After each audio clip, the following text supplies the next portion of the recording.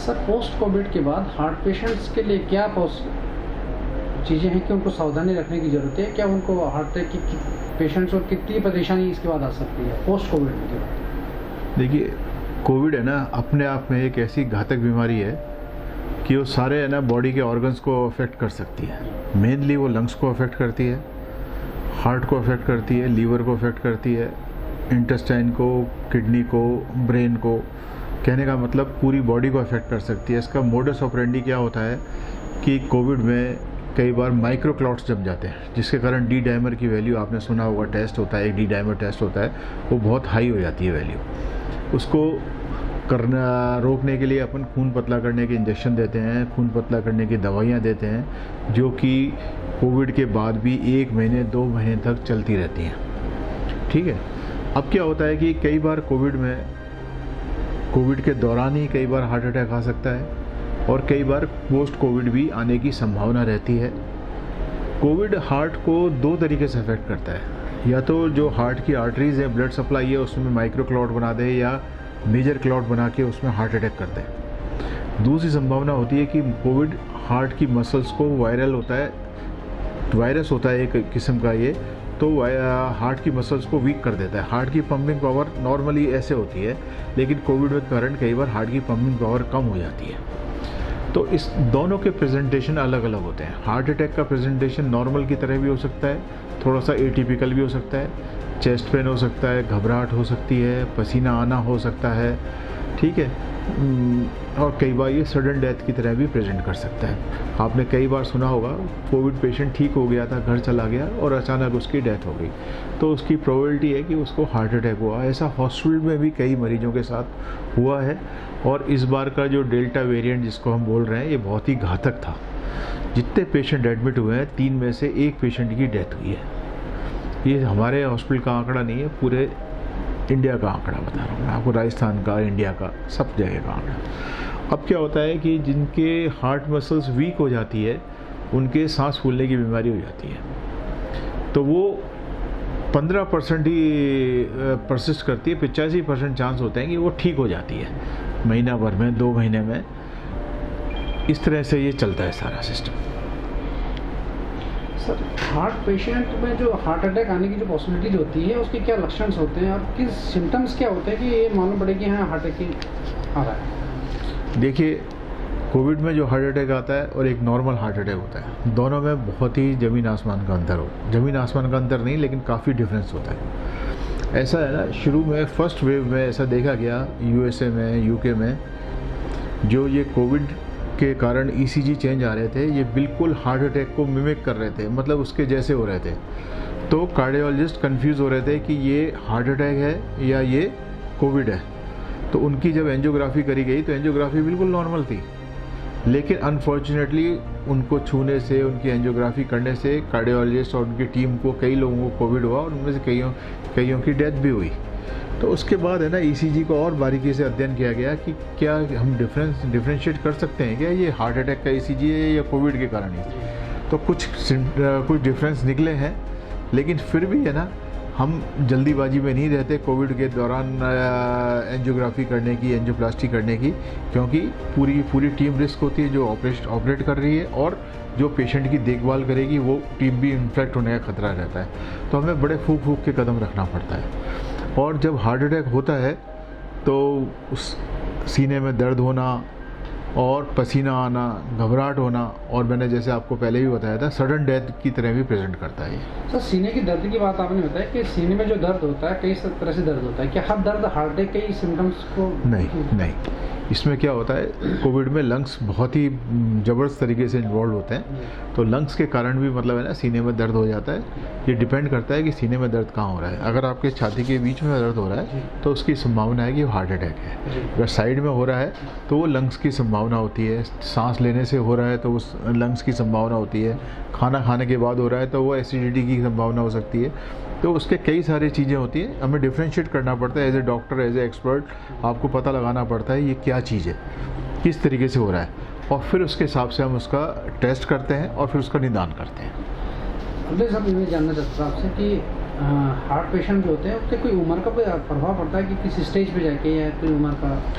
देखिए, कोविड में सबसे ज़्यादा अगर आपकी कोमॉर्बिडिटी कंडीशन है डायबिटीज़ की, कोविड में डायबिटीज़ यूजुअली बिगड़ जाती है। क्यों बिगड़ जाती है? रेमडेसिविर इंजेक्शन देते हैं उससे शुगर बढ़ जाती है, स्टेरॉइड देते हैं उससे शुगर बढ़ जाती है, और स्ट्रेस होता है जो इन्फेक्शन का उससे शुगर बढ़ जाती है, और पेशेंट का खान पान गड़बड़ हो जाता है, खाना पीना ढंग से नहीं होता, उससे भी शुगर गड़बड़ आ जाती है। इन चारों फैक्टर से शुगर ज़्यादा हो जाती है। तो शुगर ज़्यादा हो जाती है तो इन्फेक्शन के चांस ज़्यादा हो जाते हैं और हार्ट अटैक होने के चांस भी बढ़ जाते हैं। अगर ऐसा देखा गया है कि 45 के ऊपर, ऐसा माना जाता है कि 45 के ऊपर अगर हो तो मतलब हार्ट अटैक की संभावना बढ़ जाती है, विशेषकर मेल्स में। फीमेल्स में मेल्स और फीमेल्स में रेशो 2:1 का होता है करीब करीब, और रेशो बराबर होता है 65 साल के आसपास जाके बराबर होता है मेल फीमेल्स में हार्ट अटैक की संभावना का। सर फीमेल्स की आपने बात की, फीमेल्स में कोई अलग से सिम्टम्स होते हैं क्या हार्ट अटैक कुछ ऐसा? नहीं, ऐसा नहीं है, सिम्टम्स वही होते हैं, लेकिन फीमेल्स में कई बार हमें पता लगाना बड़ा मुश्किल होता है, बड़े एटिपिकल से सिम्टम्स होते हैं। फीमेल्स को भगवान ने माँ का रूप दिया होता है, तो माँ को है ना हार्ट अटैक होने की संभावना भगवान की तरफ से भी कम होती है। जब मेंसेस ख़त्म हो जाते हैं, मेंसेस ख़त्म होने के बाद भी 20 साल तक माँ को एडवांटेज रहता है, उसके बाद है ना मतलब आपका वो कम होती है हार्ट अटैक होने की संभावना। सर एक लास्ट क्वेश्चन कि इसका उपाय क्या करना चाहिए, किस तरह से बचाव किया जा सकता है? कि देखिए उपाय तो पहले तो कोविड का ही नॉर्मल जो 2 गज दूरी ज़रूरी है, मास्क है ज़रूरी, ये तो बिल्कुल टैग लाइन है, मतलब ना ये तो करना ही करना है कोविड के लिए।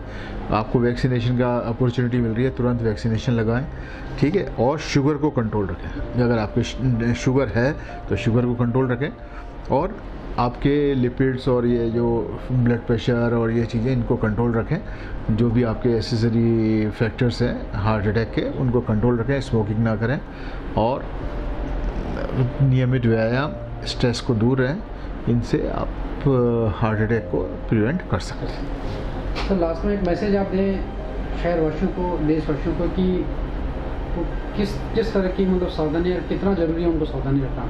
क्योंकि अभी नई स्ट्रेन का भी कल मैं देख रहा था कि डेल्टा प्लस कोई नया वायरस आ रहा है, कि कितना घातक हो सकता है? सर ये डेल्टा का ही वेरिएंट है। अभी इंडिया में बहुत ही कम केसेस देखे गए हैं, और ऐसा कुछ नहीं है, मतलब दोनों ही डेल्टा ही, मैं तो कहता हूँ डेल्टा वेरिएंट ही अपने आप में एक बहुत ही घातक किस्म का वेरिएंट था। इसकी मॉर्टिलिटी पिछली बार 5% मॉर्टिलिटी बता रहे थे, 2% मॉर्टिलिटी बता रहे थे, इस बार करीब 25 से 30% मॉर्टिलिटी रही है करीब। ठीक है, तो इसलिए सावधानी बहुत ज़रूरी है। वैक्सीनेशन का आपको जहाँ अपॉर्चुनिटी मिल रही है, जितनी जल्दी मिल रही है, तुरंत लगवाएं। पिछली बार हमारे वैक्सीनेशन सेंटर में हम लोगों को बुलाते थे, 5-5 लोग वैक्सीन लगवाने आते थे दिन भर में। हम इंतज़ार करते रहते थे, हमारी 5 वैक्सीन की डोज ख़राब हो जाती थी, लेकिन लोग आते नहीं थे। अभी तीसरी स्टेज की संभावना जताई जा रही सर की बहुत पॉसिबिलिटी है, आप देखिए इसमें? देखिए मैं ना मतलब है ना, जो एक मॉडल आया है, मतलब स्टैटिस्टिकल मॉडल आया है, उसके हिसाब से तीसरी वेव आने की संभावना है अगस्त सितंबर में।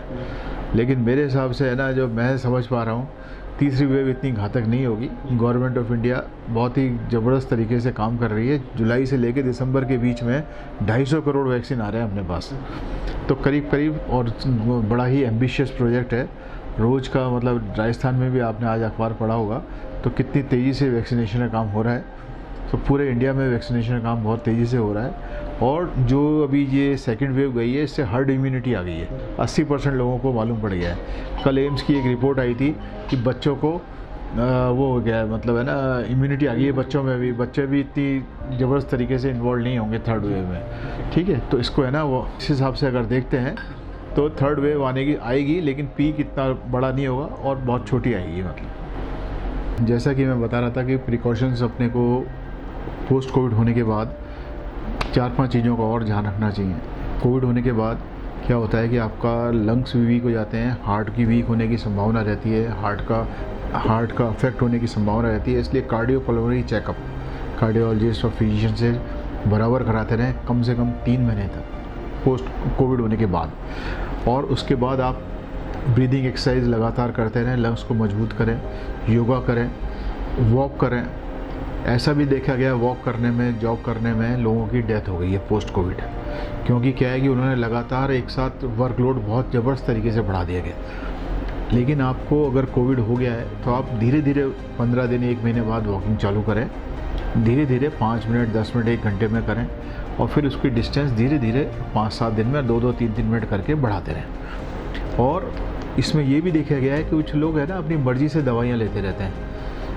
कई दवाइयाँ बहुत नुकसानदायक हो सकती है, चाहे वो एलोपैथी की हो, चाहे आयुर्वेदिक की हो, चाहे होम्योपैथी की हो। कई में हैवी मेटल्स होते हैं, नुकसान कर सकते हैं, इसलिए सेल्फ मेडिकेशन से बचें। अपने डॉक्टर की सलाह लेके ही, नियमित सलाह लेके ही दवाइयाँ लें। और डाइट का विशेष ध्यान रखना है, हेल्दी डाइट लेनी है, जंक फूड अवॉइड करना है। और डाइट में ख़ास तौर से फल, फ्रूट्स, प्रोटीन्स किसी भी रूप में, वेज नॉन वेज, जैसे आपको पनीर, सोया, चिकन और ये आपके एग जैसे भी आप लेना चाहें ले सकते हैं। धन्यवाद।